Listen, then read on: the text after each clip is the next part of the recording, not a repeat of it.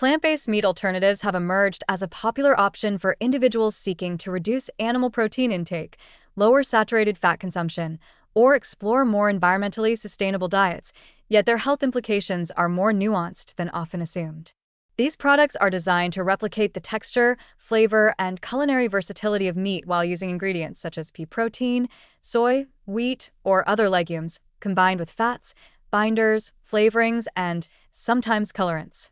While they provide a convenient source of plant protein and can reduce exposure to cholesterol and saturated fat compared with red or processed meats, highly processed plant-based meats differ significantly from whole plant foods in their metabolic effects, sodium content, and potential influence on inflammation. One key consideration is metabolism. Highly processed plant meats are often rich in protein, but the protein is isolated and concentrated, lacking the natural matrix of fiber, micronutrients, and phytonutrients that accompanies whole legumes, grains, or vegetables. While isolated plant protein can support muscle maintenance and satiety, it may not engage the digestive system in the same way that intact plant foods do. Whole plant foods, such as beans, lentils, tofu, nuts, seeds, and vegetables, slow digestion, moderate glucose release, and provides soluble and insoluble fiber that promotes healthy gut motility and microbial diversity. In contrast, highly processed plant meats can lead to faster digestion and potentially higher postprandial glucose spikes if paired with refined carbohydrates, particularly because fiber content is often reduced or supplemented rather than naturally integrated. This difference may be subtle for some individuals, but over time, the metabolic effects of whole, unprocessed foods tend to be more favorable for maintaining stable energy levels, insulin sensitivity, and long-term metabolic flexibility. Sodium content is another factor where plant-based meat alternatives diverge from their whole food counterparts. To achieve savory, meaty flavor, many of these products are formulated with relatively high levels of added sodium, sometimes exceeding 400 to 600 milligrams per serving.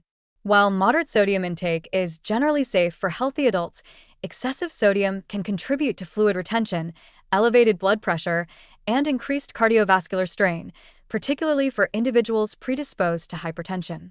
Whole plant foods naturally contain minimal sodium and are rich in potassium, which helps counterbalance sodium's effect on blood pressure.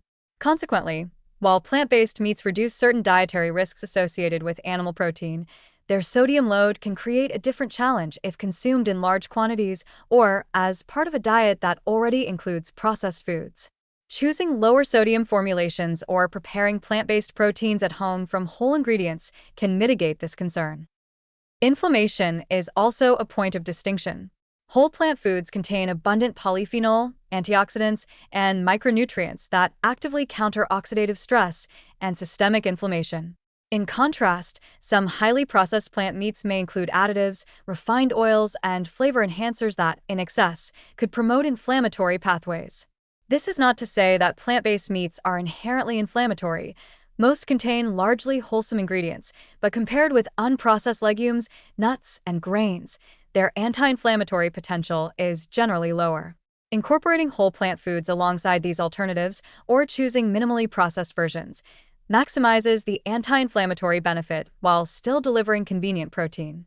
For example, pairing plant-based meat alternatives with leafy greens, whole grains, and colorful vegetables enhances nutrient density, supports microbiome diversity, and improves antioxidant intake, creating a meal pattern that optimizes both metabolic and systemic health.